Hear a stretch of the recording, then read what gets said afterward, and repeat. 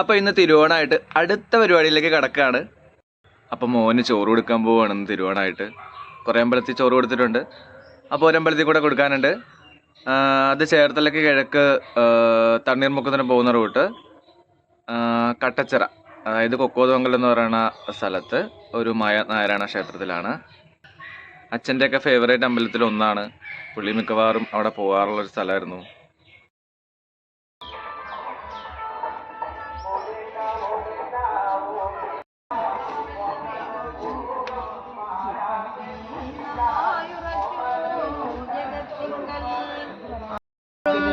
മുക്തിദാനാത്മാ പരബ്രഹ്മ വിത്തുകൾ ഗോപികൾ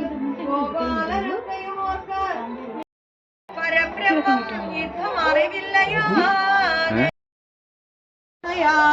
വാങ്ങിനാളപ്പോൾ മുകുന്ദനും ചിത്തമോദത്തോടവളെ പുണർന്നുടൻ സ്നിഗ്ധതയാ മുഖത്താശു ചുംബിച്ചിത് കാജന നാരി തളർന്നു കൃഷ്ണൻ കരമാചരിച്ചാൾ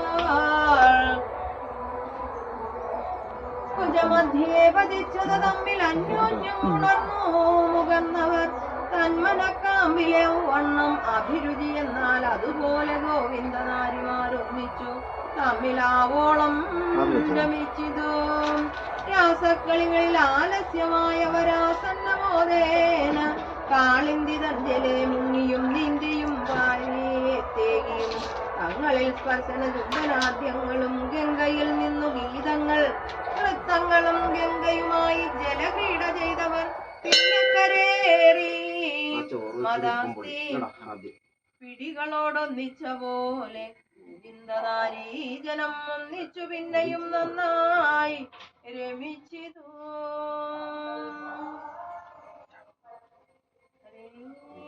രാമ ഹരേ രാമ രാമ രാമ ഹരേ ഹരേ ഹരേ കൃഷ്ണ കൃഷ്ണ കൃഷ്ണ ഹരേ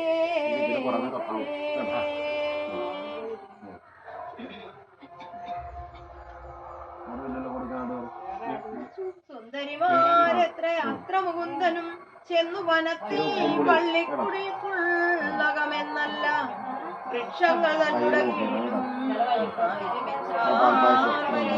വനക്രീഡകൾ എന്നതുകൊണ്ടും രമിപ്പിച്ചു നല്ലാരേ മല്ല വിലോചനൻ അല്ലേ എല്ലാറ്റിനും സൗഖ്യതൻ